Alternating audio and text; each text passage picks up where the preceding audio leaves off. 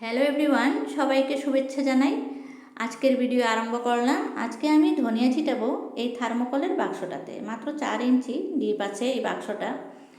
কোনো একটা কাজের জন্য এনেছিল ঘরে, আমি এটা রেখে দিয়েছি। আপনাদেরও যদি এরকম জায়গার অভাব থাকে, ছাদ বাগানে করতে চান, তাহলে এই ধরনের বাক্সে করতে পারেন। আমি বাক্সটা প্রথমে এভাবে ছুরি দিয়ে একটু ফুটা করে নিচ্ছি, কারণ ড্রেন হোল তো করতেই হবে। তারপরে মাটি মিক্স থেকে আরম্ভ করে সমস্ত কিছু আপনাদের সাথে শেয়ার করছি।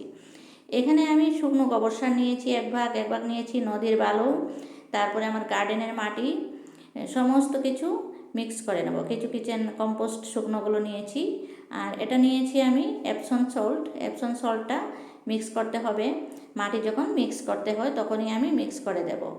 সমস্ত মাটিগুলো, সার মাটি সমস্ত কিছু আমি একসাথে মিক্স করে দিচ্ছি।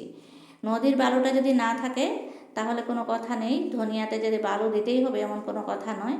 এই চামচ দিয়ে আমি 1 চামচ পরিমাণ এপসন সল্ট দিয়ে দিয়েছি, আর 2 চামচ পরিমাণ দিয়েছি নিমখোল আর এপসন সল্ট মাটি মিক্স করার সময় দিলে বেশ ভালোই হয়, কোনো পোকামাকড় আক্রমণ থেকে বেঁচে যাবে।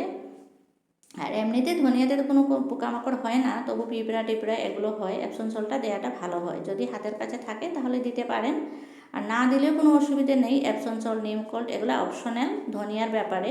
ধনিয়ার পাতা কিন্তু শুধু গোবর সার মাটি মিক্স করে যদি দিয়ে দেন তাও সুন্দর মতন হয়ে যাবে। তারপরে আমি সমস্ত কিছু ভালো করে মিক্স করে নিয়ে ধনিয়াটা দেবো। ধনিয়াটা আমি পুরা হোল নাইট ভিজিয়ে রেখেছি। আর আমি নিয়েছি হাইব্রিড ধনিয়া। যদি লোকাল ধনিয়া হাতের কাছে থাকে তাহলে লোকাল ধনিয়া দিলে বেশ ভালোই হয়। আমি হাইব্রিডটা নিয়েছি আর 1 রাত পুরো ভিজিয়ে রেখেছি। আর ধনিয়াগুলো এভাবে ভেঙে ভেঙে একটাকে 2 ভাগ করে নেবেন, তাহলে 2টা করে গাছ হবে। গোটা অবস্থায় থাকে, ভেঙে দিলে বেশ ভালোই হয়।